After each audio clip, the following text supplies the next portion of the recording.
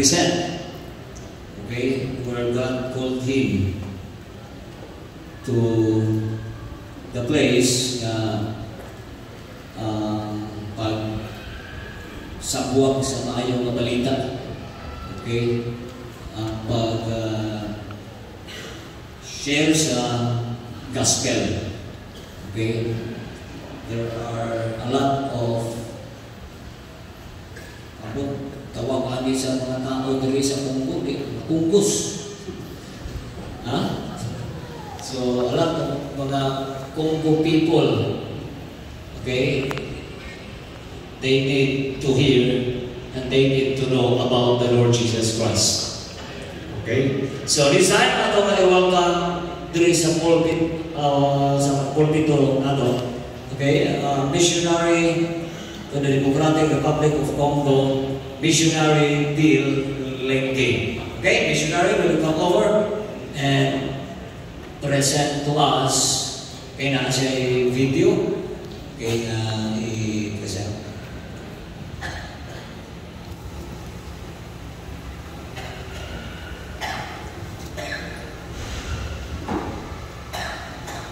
Kung po amin siya, katong sa una sa liyo, may amin ko.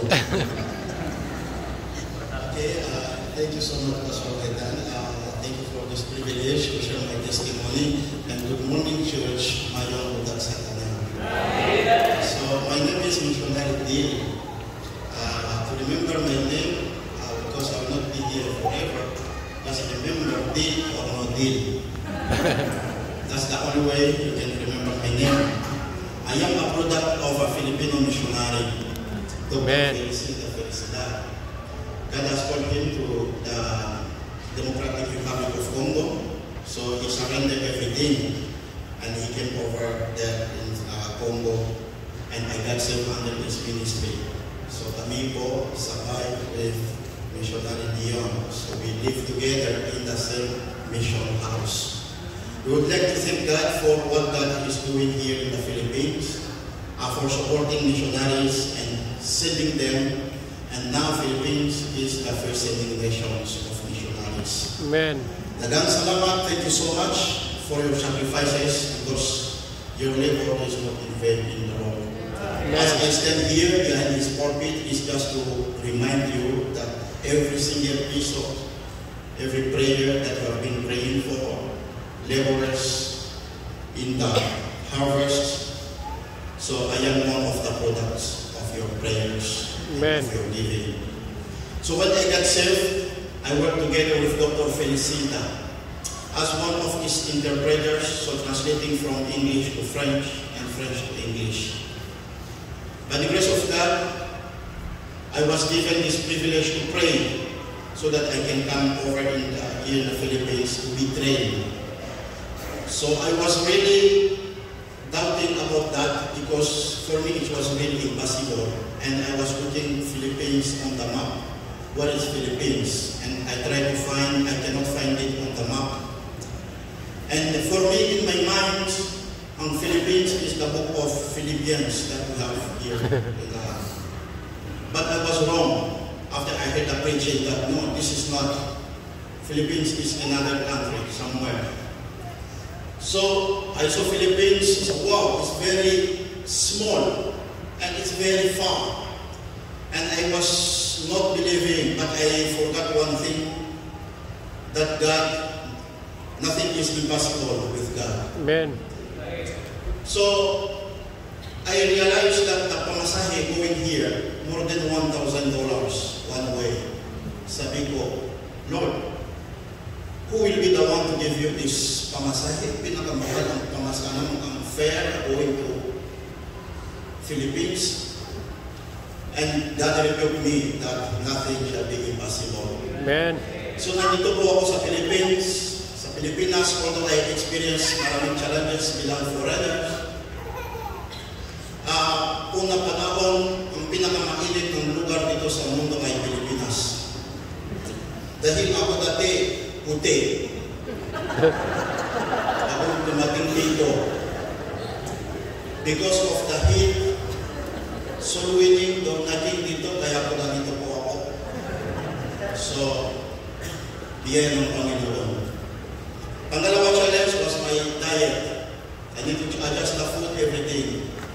every time I eat rice here, kasi sa Pilipinas, puro rice. When every time I eat rice, my body was shaking. I'm trembling. Why? Just because rice has sugar. In my country, we eat corn, sweet potatoes, bananas, and every time you eat the corn flour, you feel good. You can eat only once or twice a day. But here, puro pagkaon. Ang biyan ng Panginoon, God provided everything. The reason why I was sent there in Lucena is because I had one of my scholarship there. But I finished first in Katipunan, satellite of Katipunan, under Dr. Felicita. So by the grace of God, even kahit sa yung Bible College po, mahirap talaga. They make the training very hard as if they want people to quit. Ang pagkain ko, I was just eating itlog at fish tank. The one that you call toyo. So every time you want to eat good food, you need to look for the fellowship. Salamat sa dito po, meron pong madaming fellowship sa mga Baptist. Every time you attend, meron po magandang pagkaon. Nakakatawa po, the thing that I was shocked here in the Philippines was also that I was culture shocked about the food. Kahit meron din funeral, meron din pagkaon. Sa Congo po, sa Africa, wala po ganyan. Kapag meron po funeral, you need just to cry 3 days straight. If you want to eat, you just go somewhere, you eat, and you come back and you cry louder again. Pero dito nakakatawa po, one of my teacher namatay siya, I was in the funeral, I was really amazed. The body was exposed at the front, pero sa likod, puro pagkaon. I am shy type. I was just sitting and looking around. Sabi ko, anong meron ba dito? Nakita ko mga tao, they are just eating champurrado, pancit, everything biscuit. And I'm just quiet. Nakita ko yung mga bereaved family members, tapos yung mga kaibigan ko, Brad, takon. Sabi ko, anong klase mga tao ito? Because in Africa, we need to show that we really grieve, we are very sad. So I'm just sitting and I was shy because they pressed on me. And I get the one hindi. I went back to the dormitory. My receipt was still in the funeral. Lord, I left the good food in the funeral. Pero dito, panggit ang pagkaon. From that time on, we were not able to look for more funerals. Opo, I just wake up in the morning and you will ask your friend, Brad, meron pa ibang schedule? Anong schedule, Brad? Sabi ko, funeral. Sabi niya, wala pa. Let's pray, baka next week meron pa ibang funeral. Kaya po, I really love funerals in the Philippines. If you have a funeral, just invite me over. So, Congo is the second largest country. The vision of Dr. Felicita is to train the nationals. And the national will be able to continue the work. We have 26 provinces and Congo is 8 times Philippines. Napakalaki po ang bansa yun. So, continue to pray for Congo. Kahit now there is war ongoing, civil war, and lately maybe you have seen on the news that they have killed some of the Christians that were doing the funeral service. So they were killed. And God is calling back to my own country. And I do believe everywhere that God will call you, you will still be happy. Amen. Continue to pray for us, continue to support us. And first of all, we need to love God. Amen. If we love Him, we will also love them. But if we don't love Him, we will never love them. And let me tell you that your labor is not in vain in the Lord. Amen.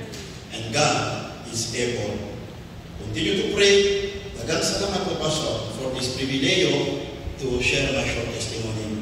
So I would like to invite you, there is just a short video presentation which is just 3 minutes. Kindly follow and watch it. May God bless you. To God be the glory.